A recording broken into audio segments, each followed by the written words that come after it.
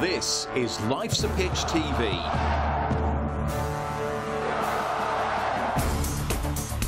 Main sponsor, DPS Tech. Also supported by Lackens, all about hearing. Forward Floors, Ginger Pickle, Fred Olsen Logistics, The Dove, Segford Golf Club, Ashford Wright, John Keeble Cars, Venue 16, The Hudson Group, Come Hither Design, Sound 4 Pro Audio, and Suffolk Sound. Our charities this year, Cancer Support Suffolk and the Ipswich Town Community Foundation.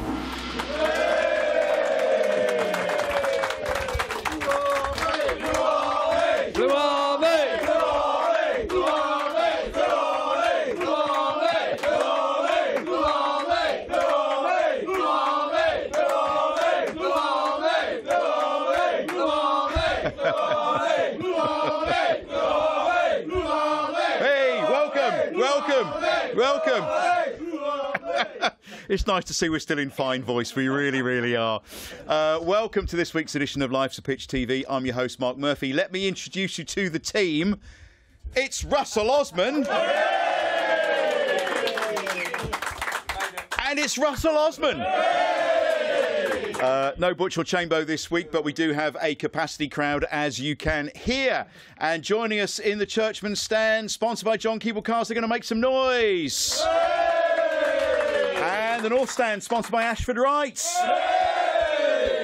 Welcome along to the show. If you're watching on YouTube, don't forget to like and subscribe to the channel. You get notifications. It doesn't cost anything, and you won't miss a thing all season long. If you're listening on podcast or on Suffolk Sound, you are most welcome. Now, Russell, you're looking a little lonely this week. And? Meaning? No pressure. We need a special guest, and I'm absolutely thrilled because he's just been inducted into the Ipswich Town Hall of Fame.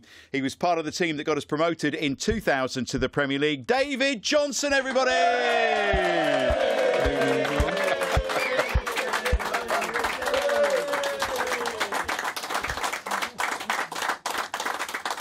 Hi, Jono. How you doing? You all right? Yeah, good, thanks. And you, mate? Yeah, I'm good, Russ. Thanks very much. Good, nice to see you. Great to see you, David. And we've got a couple of souvenirs from that time. If we can get a camera over to the Churchman stand, there's a flag from 2000, genuine Wembley flag. And then if we go over to the North stand, if we can get a picture over there, look, we've got a genuine Wembley 2000 Ipswich Town scarf. Happy days, David, weren't they? Yeah, fantastic days, and I know usually at the end of the season we'd have been fixed in the playoffs by now, but you know, unfortunately for Town at the minute, it's looking like they're back in the Championship, which is unfortunate, but they were great times. Yeah, we'll talk about that a little bit later on in the show, but it's fantastic to have you here. But I must just start by wishing Ipswich Town's women's team all the best on Sunday. It's a sellout at the Martello Ground at Felixstowe. It's harder to get a ticket for that game than it has been for a game at Portman Road. Absolutely difficult to get a ticket, and quite rightly so, because we are all but promoted. The match is a sellout. So we wish the Tractor Girls all the very best on Sunday. Yep. It's been a great season for them, Russ, hasn't it? Fantastic. But we spoke about it last week, didn't we? And Chamber mentioned about the commitment from the club towards the ladies' team. And they've managed to take it on board. So they've worked hand in hand. Big commitment from the club, not only financially, but giving them the knowledge and the support in everything that they're trying to do. Joe Sheehan's done a magnificent job. I think he's been brilliant for the ladies' team. And long may it continue for them. Yeah. Up and up. The rise and rise, David, of women's football has been incredible. And it looks like we are going to have a promotion this season. Fantastic. And I think clubs like Ipswich and other Premier League and Championship clubs, you know, the commitment, like Russell just said, it's just not financial. It's trying to get females game to the heights level, and they deserve the same structure as the men's. And it's only going to take time, but it's growing every year, and it's great to see that Ipswich have been promoted. Yeah, fantastic stuff. Yeah. Mark, I was talking to Ian Westlake today, and he runs one of the girls' teams at Ipswich. And I think their second string went down to play at Brighton, down at Brighton's training ground the other day. And he came back and he said, one, the training ground is absolutely out of this world. He said, and it shows you the commitment. The area where the senior players train is magnificent and massive. But then so's the ladies, and then so's the academy. They've got 3 separate buildings, and he said they are, all of them, out of this world. And he said it is a big commitment, and it takes a lot of doing, but they're getting the rewards from it, and we're doing the same. I think we're going to follow in similar lines with the work that's going on at the academy and the training ground. Obviously, the women's football wasn't a part of your game when you were younger and in your prime, Russell, but you certainly had young players and you had senior players and you had what is now the fan zone at Portman Road to do all your stuff on, didn't you? Yeah, Slightly different. Yeah, we had one pitch to train on. Yep. And like I say, that's where the fan zone was. And the under-18 South East Counties games would be played on there on a Saturday morning. So it got blasted during the week with everybody training on there. Coming Saturday, there's a game on there every other week. And obviously any other games that the team decided to play, friendlies, stuff like that, they would go on that pitch as well. One pitch. But we had a lovely gymnasium upstairs. Yeah. So that was all right. Lots of stories I know out of that. David, are you amazed at how the facilities are these days? Obviously, your boys at Spurs, you must get a trip down there now and again, and you hear Ipswich Town's academy's being reworked over the next few months. The facilities for players these days, phenomenal, aren't they? Yeah, I've been very lucky that when I was scouting for, I think, Chelsea at the time, I was very fortunate to go around the country and into Europe and see all the training grounds. And I've been very lucky to go to Brighton's, which is, excellent. But I think, Russ will probably tell you this now, you spend 90% of your time at training grounds. So all the clubs have upped their game and they're building these facilities, which is basically 24/7. And when Brennan went to Spurs, I was absolutely blown away, and it is probably, well, they do have the best stadium in the country and their training ground's even better. It's honestly out of this world. And when you realise the tiny details that they've done, and now Ipswich have had building a new training ground, and so have Bournemouth, and they have to replicate these because the players are there so many times now. And then after games, when they get back there at 2 or 3 in the morning, Tottenham have a hotel facility and so do other clubs. Leicester's is amazing. And you have to have that infrastructure because there's the academy there, the first team, the reserves, the under-18s, the 8s to 16s. There's a female team, they need reserves. So all of a sudden, having a training ground is actually more important than building a new stadium. So it's a great investment by the club, and I'm sure it'll be top draw, just like the rest of the academies that have been built in the last couple of years. And Russell, when you got back late from a football match, an away game, you got off the coach, was there a hotel waiting for you, or was it up the first floor club? Mark, that's not a very nice thing to say. Well, in my defence, Russell, as a journalist, it would be harsh but fair. Harsh but fair. Tracy's, yep, at the top of Greyfriars. Lafayette, where the roundabout was. Obviously the first floor. Depends which one was stayed open latest. But a lot of the time we didn't get back till gone 1:30. So it was a mad dash to see if Maria would let you into the first floor club to grab a last drink, and that was about all we'd get. Yeah. Mind you, we'd have a few on the coach on the way back. So very different that'd world. Be okay. David, obviously you're very proud of your son. We'll talk about him, perhaps gloss over his performance at Ipswich Town the other week, but very proud of him. Did you spend a lot of time following him around? Do you get much of a chance to watch Town at all? I'm very lucky that me and my wife and the family, we go to every game, even in Wales.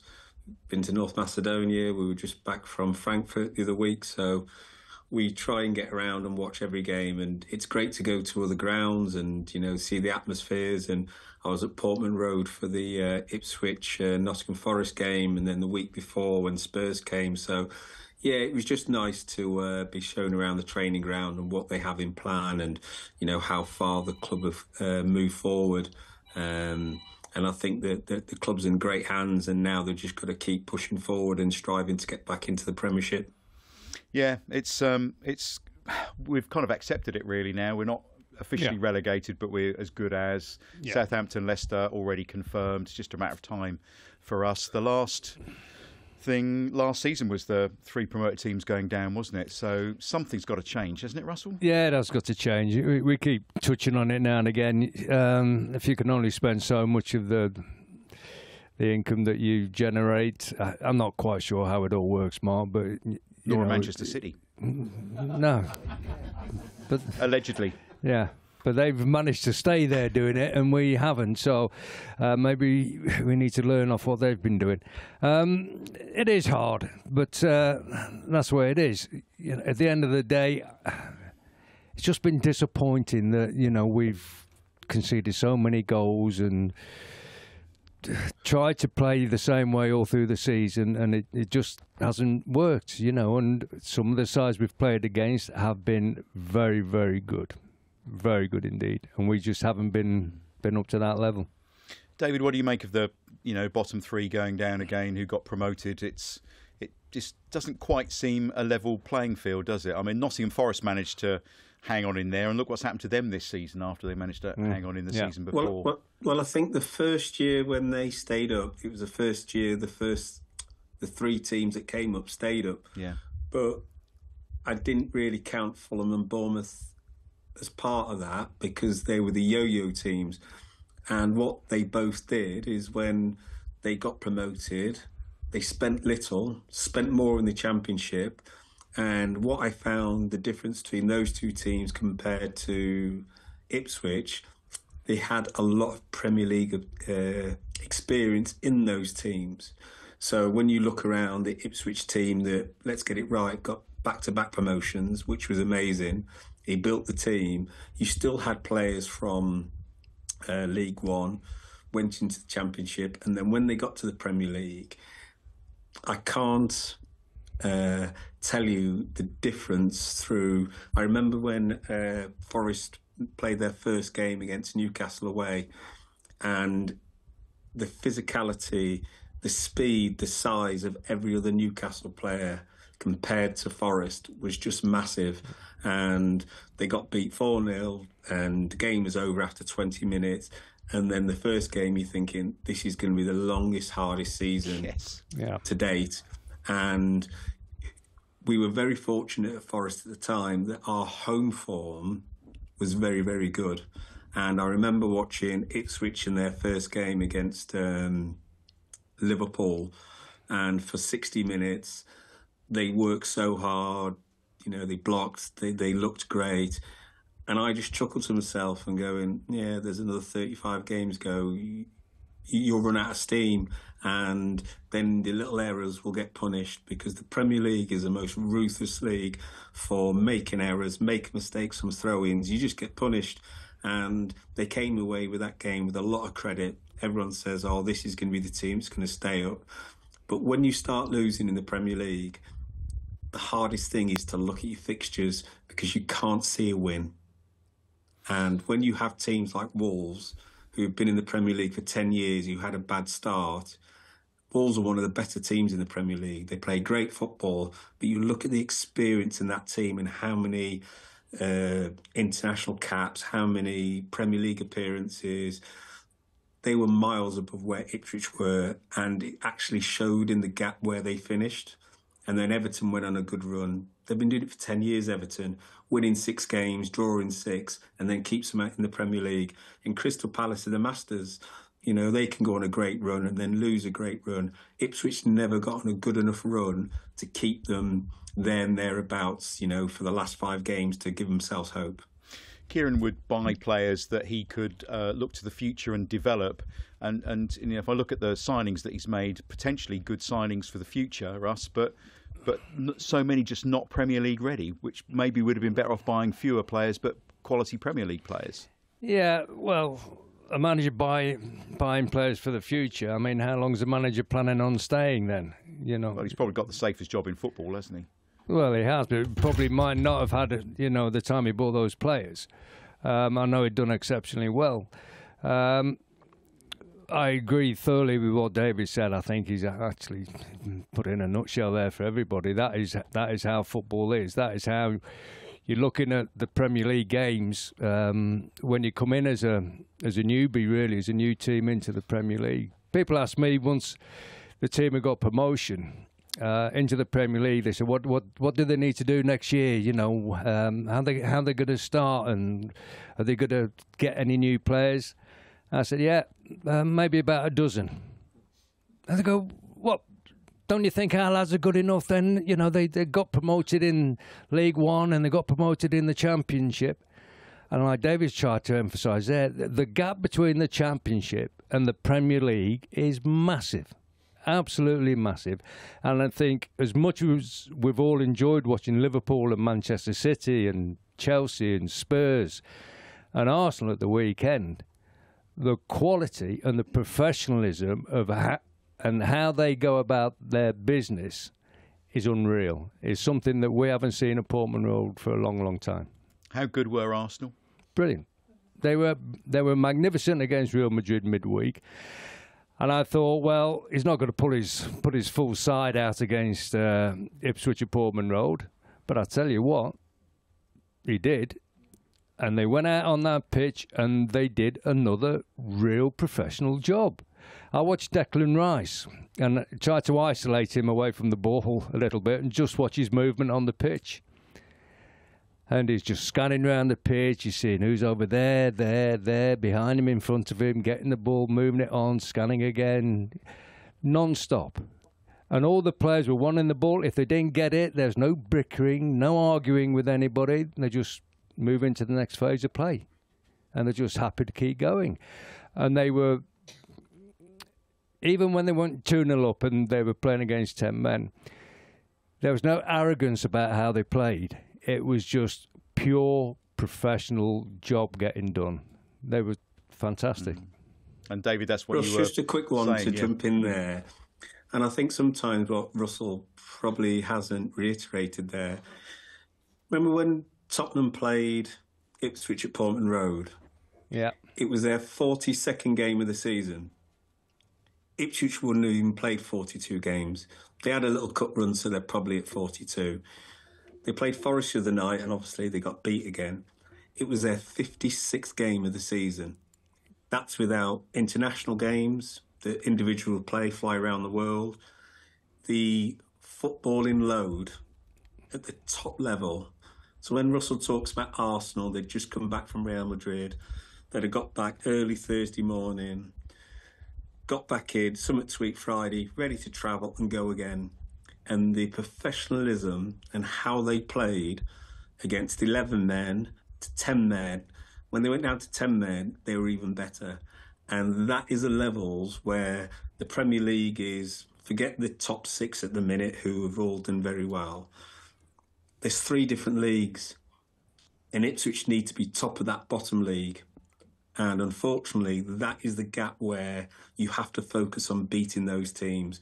Because you get a Premier League team off the back of a Europa League game, you know you've got a chance because they might be tired, they might be leggy.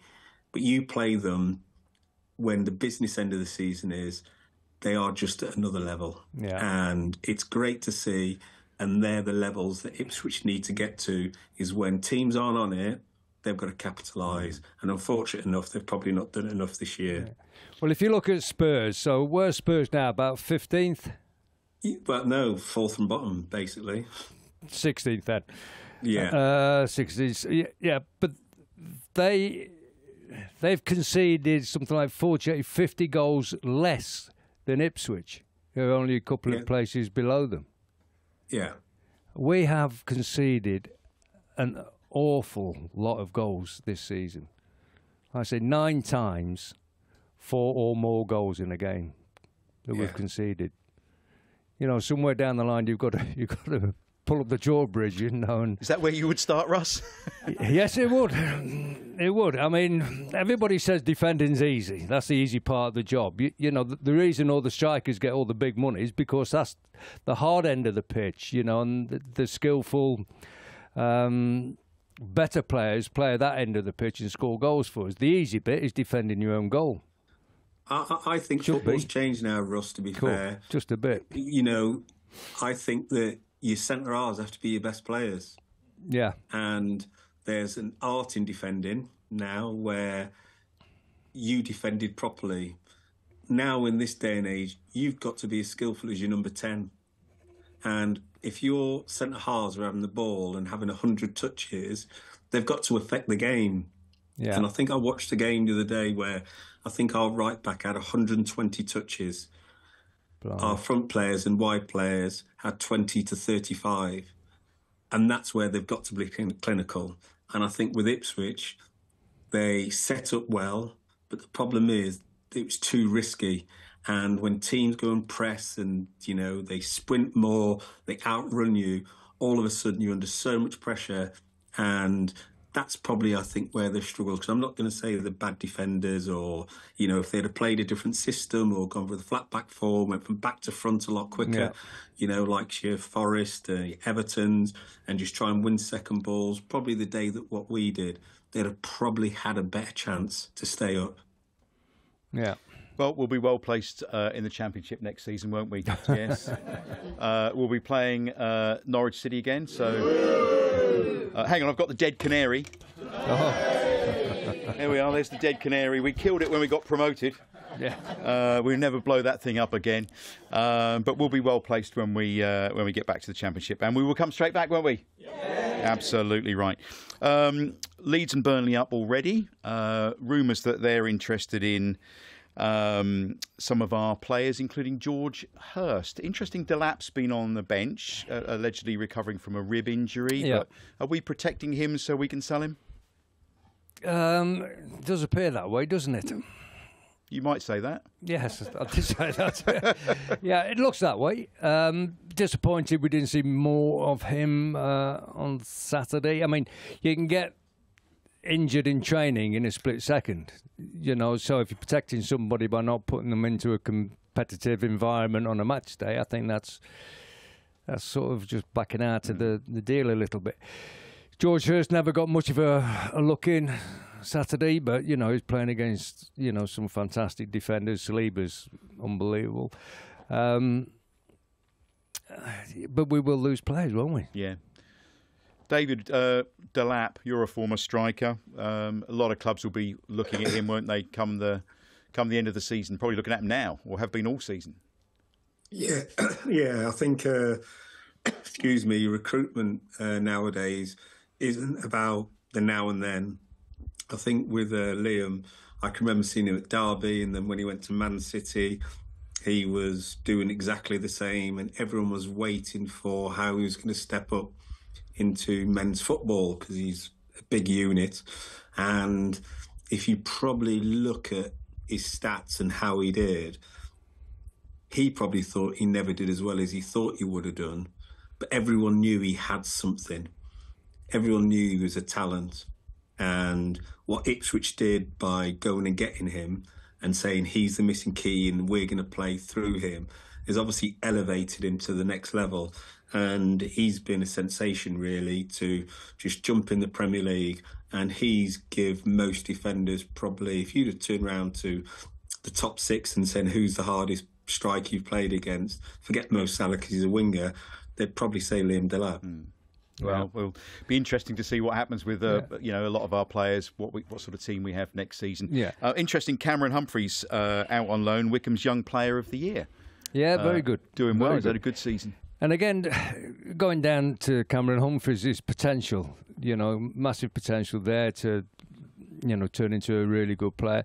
A little bit like Liam Delap. You can have two managers look at Liam Delap and one will see the potential there and one will say, no, he's gone as far as he can. So it's all in the eye sometimes and all in how you think as a coach that you can get a little bit more out of that player. But Cameron Humphreys, terrific player. I think he would have struggled this year to get in the side in the Premier League. He might come back in the Championship. He might find himself away again for another year on loan. We'll see, yeah. Other news, the EFL fixtures are out on the 26th of June, by the way. If you want to put a note in your diary, we'll see where we're going to go next season and when. Not just the Norwich manager sacked this week. David Johnson Mogger sacked. What do you make of that? Yeah, it was a strange one when they got him back in. And I thought that they were probably in a really good position to probably make the playoffs. But, you know, they were in the Premier League 3, 4, 5 years ago. The money's run out, and now those big earners they probably had from the Premier League down in the Championship have probably all gone, and they probably think now they need a fresh start, maybe get a different type of coaching. The squad's too old. They've got a very, experienced team, and they'll probably look at different ways to now get back into the Premier League with younger, sharper players, go on the loan market, and they probably want a new coaching to just change the direction. But I was quite shocked, but you're never shocked in football anymore, and especially in the Championship. Yeah, it's quite a brutal league, that one, looking at it this season. Yeah. So every week on the show, we choose a player of the week. And normally it's a battle between our three legends as to who it's going to be, but only Russ here this week to choose. Or is it? Let's find out. It's time for our Life's a Pitch TV Player of the Week, sponsored by the Dove in Ipswich.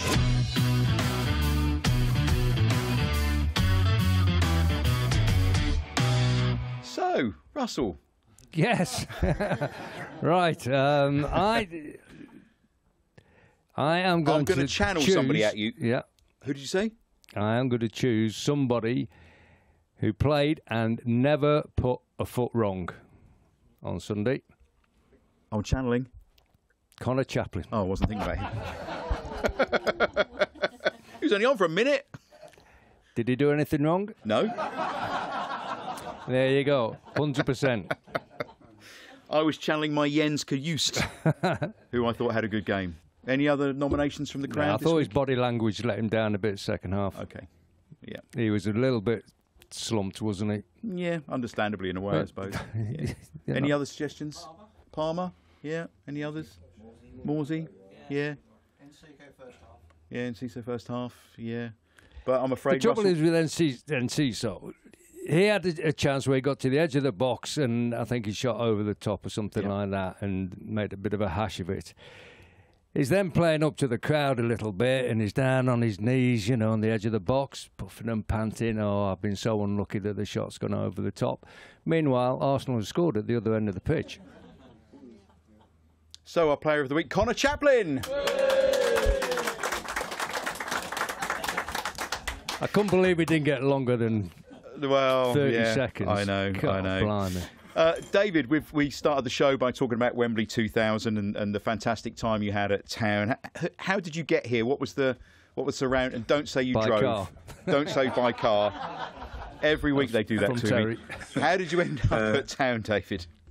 It was just a phone call. I remember it like it was yesterday. Phone went after 9 o'clock, and you're thinking, who the hell's ringing me after 9 o'clock? And the manager had called and said, we've accepted a bid from Ipswich.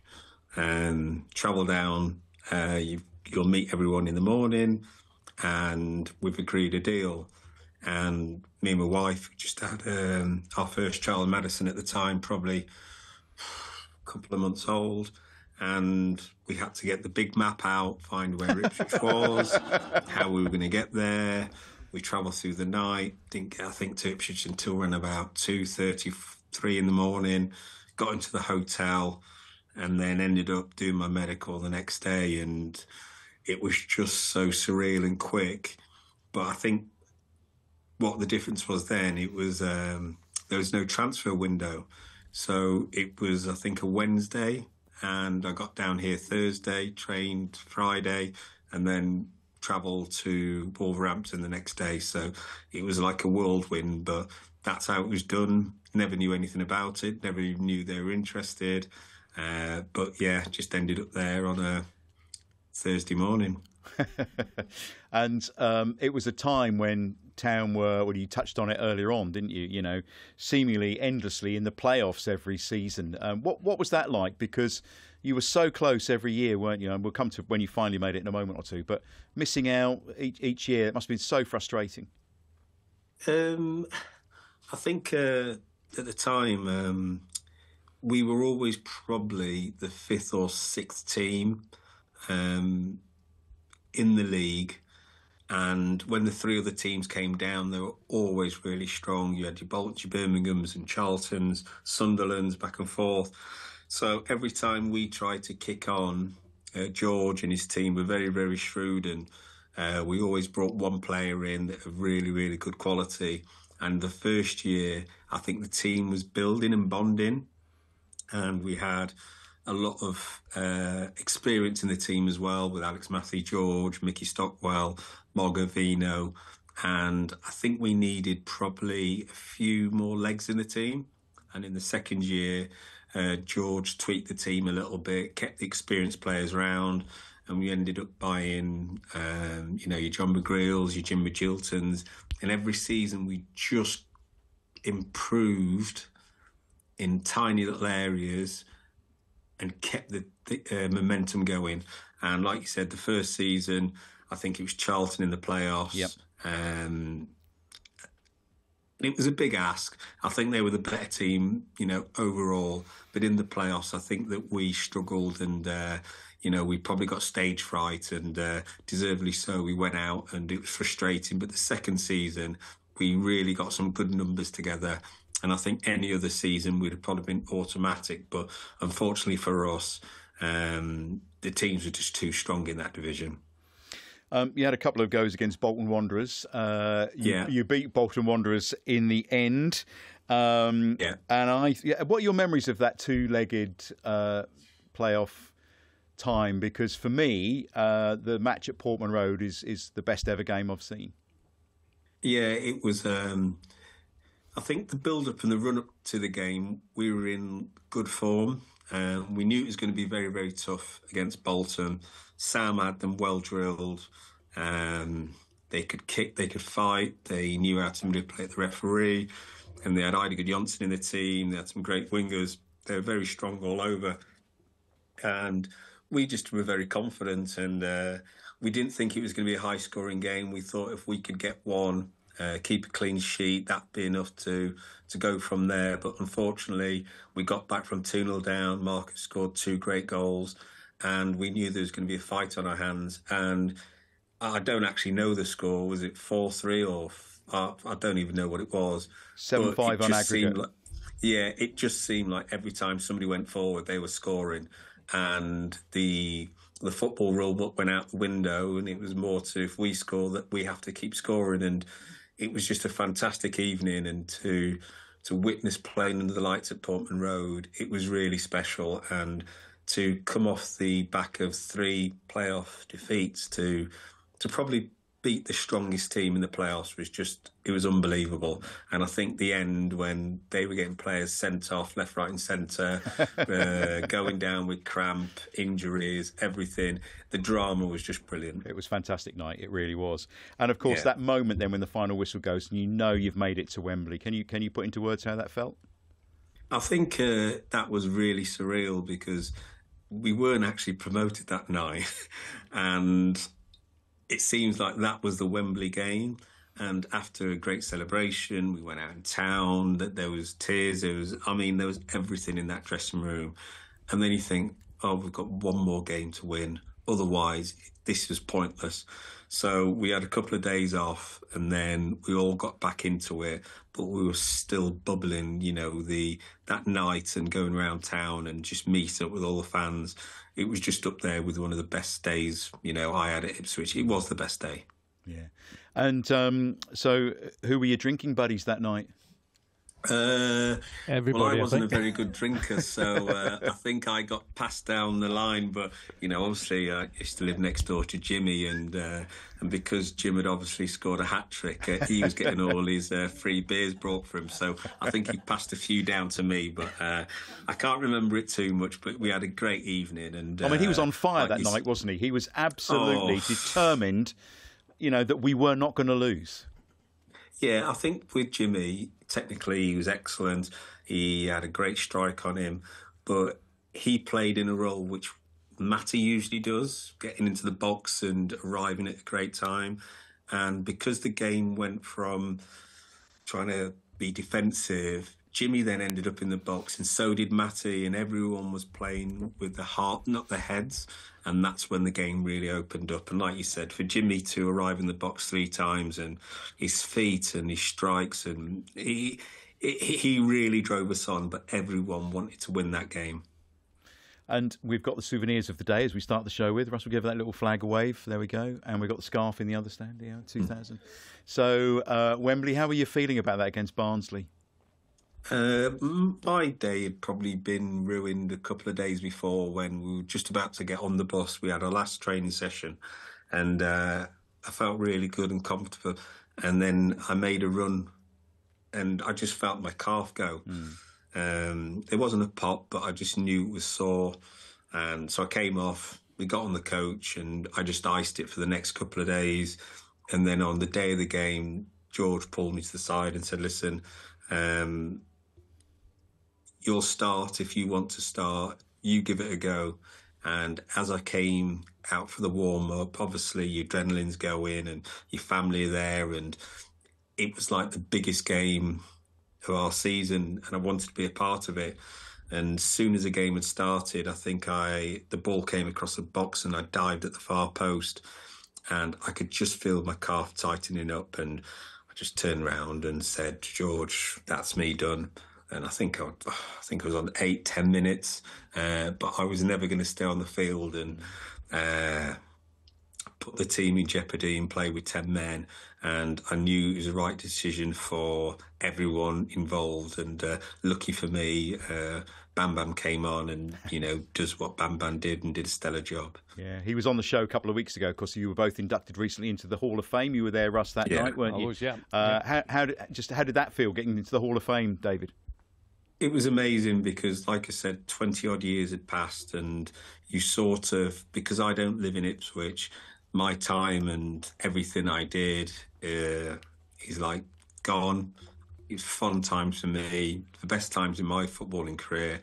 But then to be recognised with something I did 20-odd years ago, when you see the success of the team now and what they achieved in back-to-back promotions and then getting to the Premier League, they might probably look back in 20 years when they get inducted, but you don't ever feel that I was ever going to be the likes and names of Russell, Terry and everyone else, John, BT.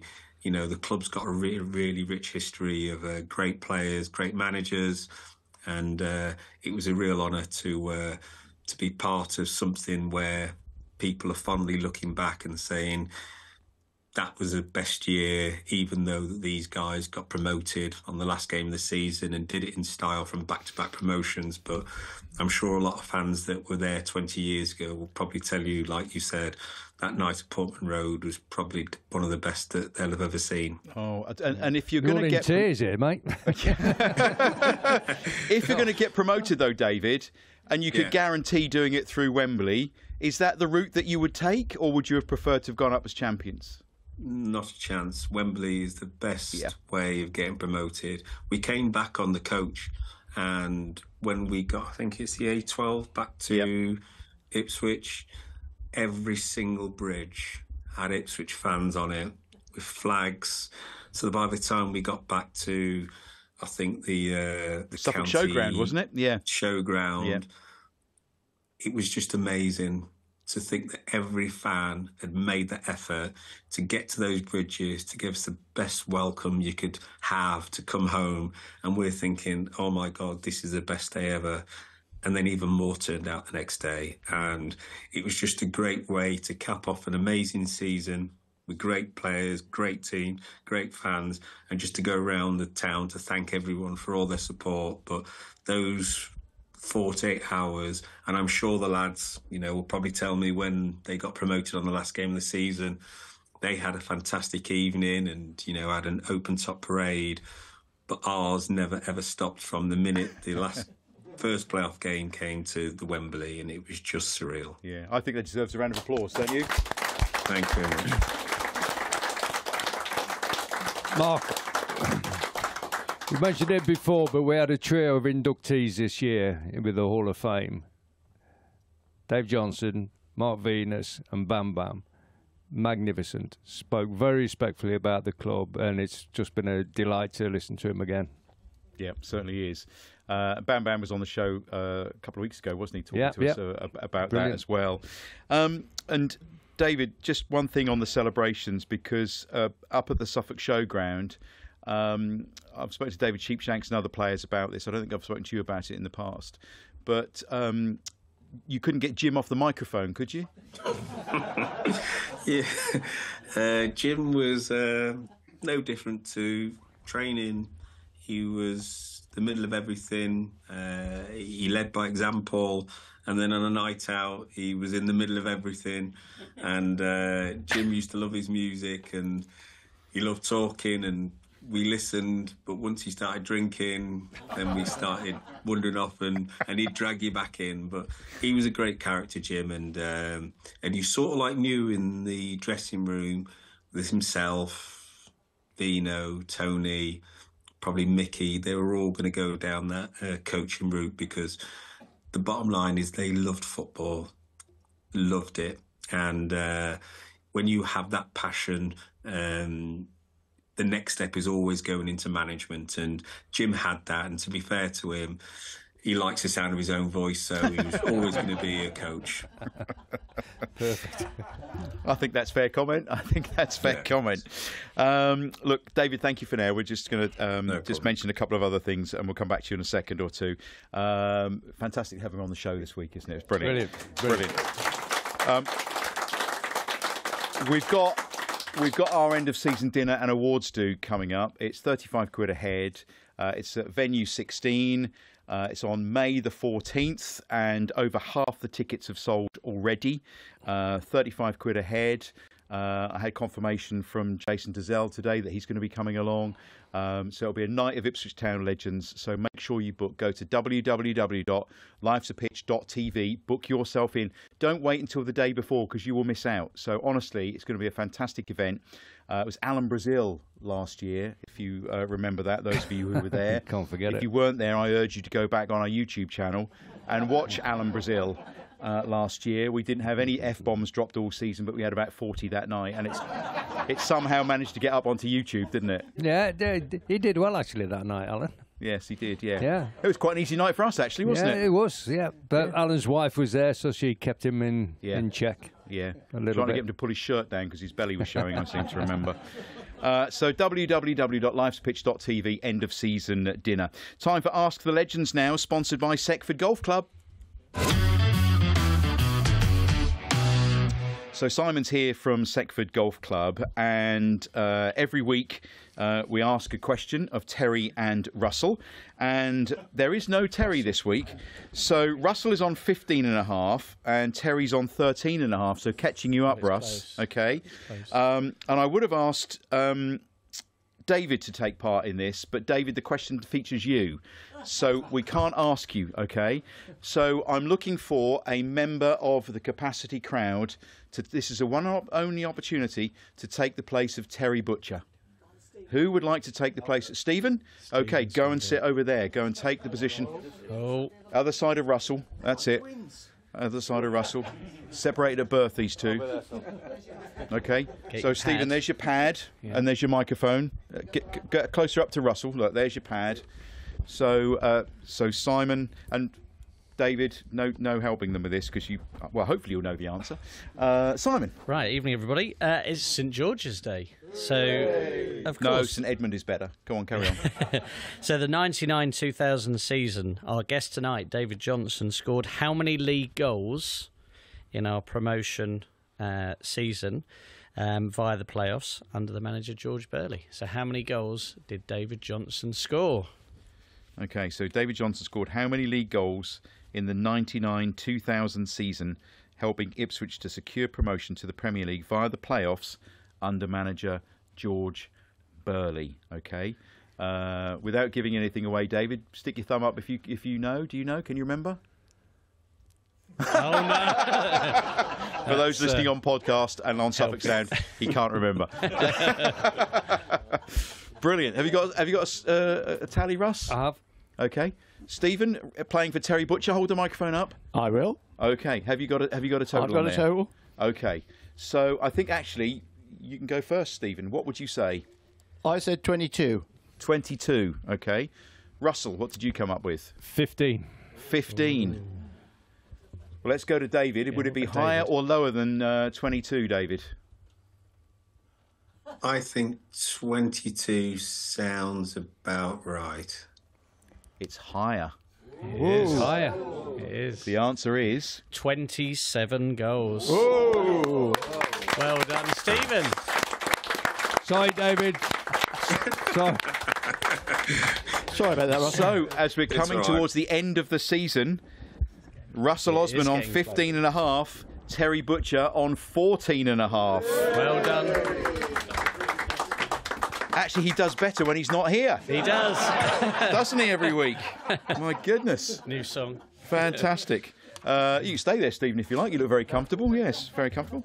Right, we also have now our Table Football Challenge, sponsored by Fred Olsen Logistics.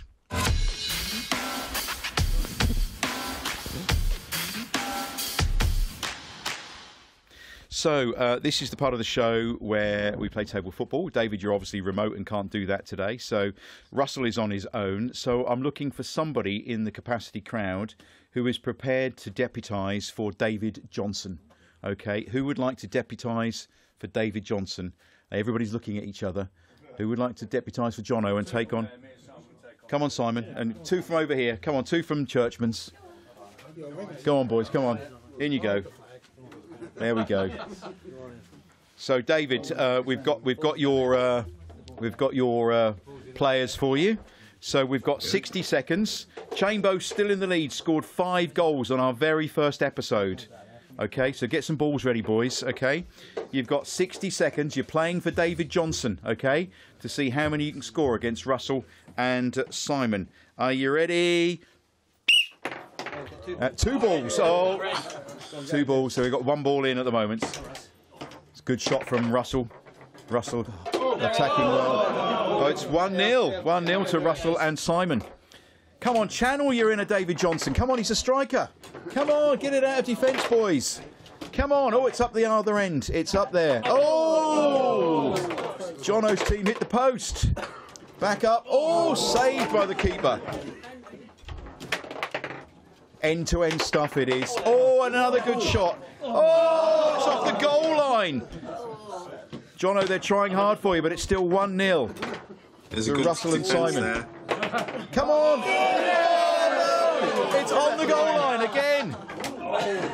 It's a charmed goal. Yes! 1-1. Come on, you've got 7 seconds to score a winner. Get it in there. 1-1 at the moment. Channel your inner David Johnson. Come on.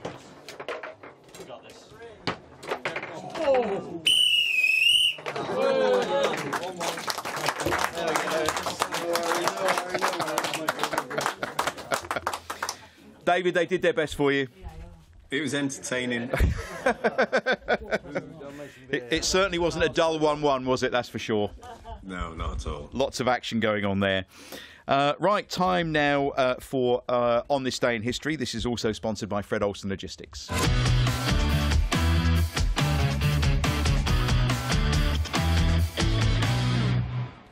Right, fresh out of Dan Botton's book. I'm going to start, Mark, actually, on Wednesday the 22nd of April, a day early, 1981. Okay. There's a lot going on then. Ipswich booked their place in the UEFA Cup final with a sterling performance from the defence against Cologne in Germany. A makeshift town backline held firm, and with the game approaching its final half hour, Terry Butcher headed Mick Mills's curling free kick past a startled Schumacher to send the hosts into stunned silence. It ensured a first European final for the town against AZ Alkmaar. Brilliant. Right, Friday the 22nd again, on the 22nd of April. Town youngsters won the FA Youth Cup for the 3rd time in their history thanks to a 3-2 aggregate win over Southampton. Ed Upson scored the vital winning goal. Right, back to today's date, Tuesday the 23rd of April 1907. Stout-hearted centre-back Charles Cowie was born in Falkirk. His Football League debut was forgettable 4-1 home reverse to Newport County. He appeared 6 more times in league games before joining the army. That's what happened if you played bad. Poor fella. Then Saturday the 23rd of April 1988, a blistering hat-trick from jet-heeled striker Dalian Atkinson, who was my boot boy, saw the Blues destroy Middlesbrough 4-0 at Portman Road in Division 2. Borough featured future Ipswich caretaker manager Tony Mowbray in their ranks. And that's all that I've got from Dan Botton's book for tonight. I think there was plenty of good stuff in there, Russell. Sleep well. Plenty of good stuff. Right, next up, David Johnson, Newcastle for Town at the weekend. What? You look like we feel. What do you think? I think it's going to be a tough game. Newcastle need to bounce back. They've got Champions League to play for. They come off to hammering, and I see Newcastle winning that. They were in great form up until that game. They played 3 games in a week, and their front line, and to be fair, I still think in the Premier League, their 3 midfielders are the best. Wow. It's going to be a tough day then, isn't it? Yeah. Yeah. Mark, I just hope, I mean, they put 4 past us early on in the season.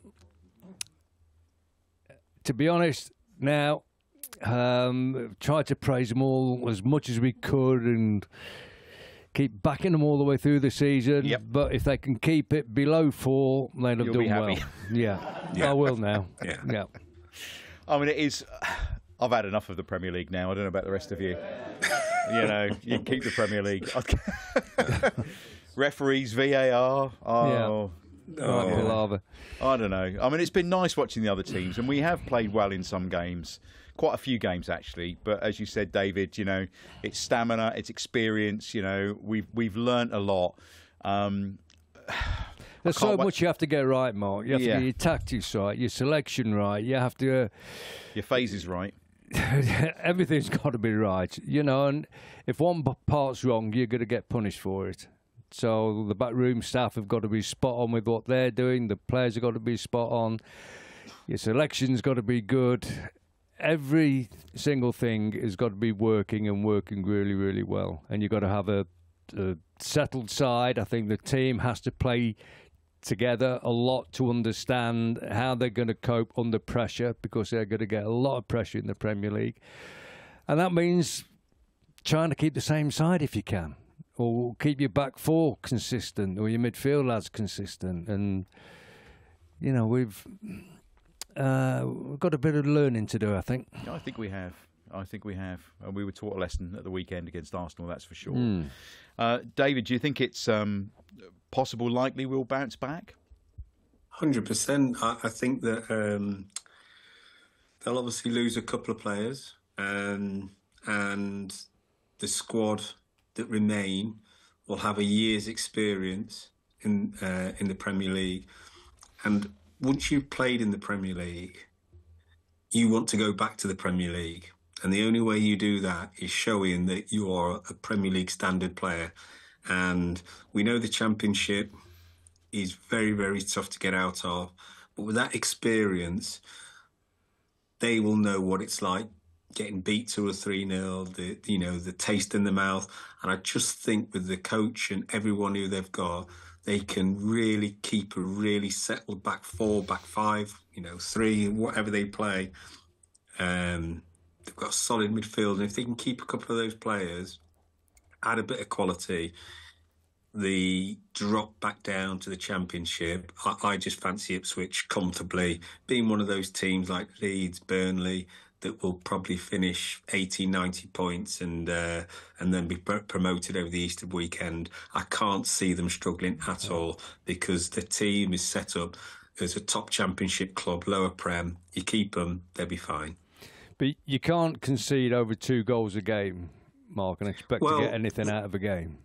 Well, I spotted that when they were in the Championship, and they were averaging 2 goals a game, conceding but scoring 3. Yeah. And I thought to myself, unless you've got Mo Salah, Isaac, and somebody else on the wing who's going to outscore every team, there's not a chance you can concede 2 goals in the Premier League, because you just can't get back from that.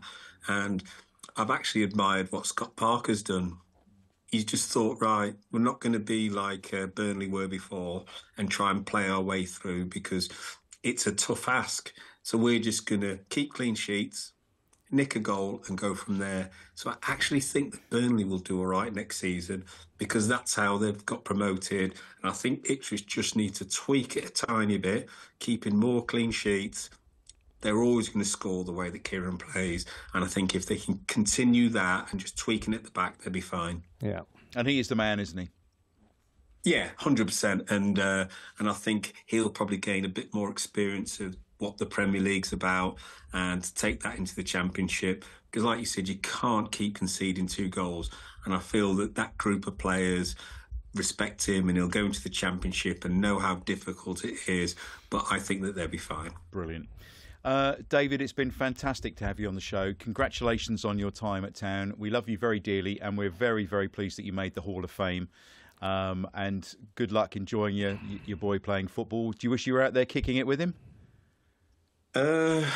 It's the Premier League. There's no hiding place at the minute. You know, Russ was just saying you'll lose on the Sunday. Everyone's talking about it Monday, Tuesday. Then there's a social media. There's no hiding place. And now with all these stats and certain things, the only time you can switch off is when you're in home. And I feel that it's so intense now in the Premier League. I'm actually quite happy to be a fan. Well, look, it's been great having you on the show. David Johnson, everybody. Take care, everyone. Have a good one. See you later, Ross.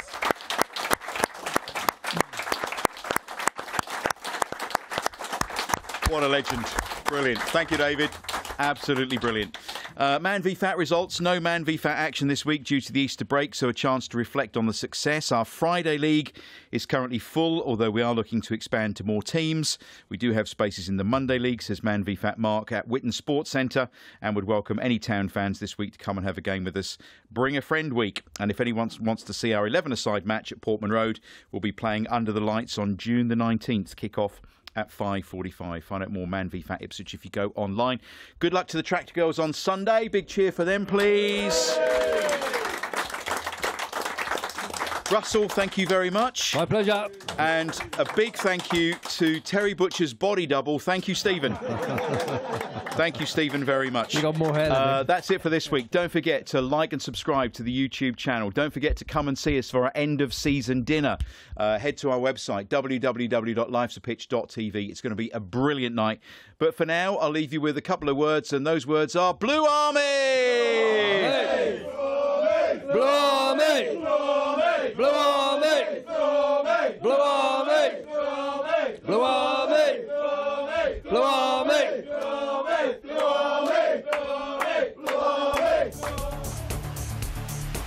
This has been a Life's a Pitch TV production. Main sponsor, DPS Tech. Also supported by Lakens, all about hearing. Forward Floors, Ginger Pickle, Fred Olsen Logistics, The Dove, Seckford Golf Club, Ashford Wright, John Keeble Cars, Venue 16, The Hudson Group, Come Hither Design, Sound 4 Pro Audio, and Suffolk Sound. Our charities this year, Cancer Support Suffolk and the Ipswich Town Community Foundation.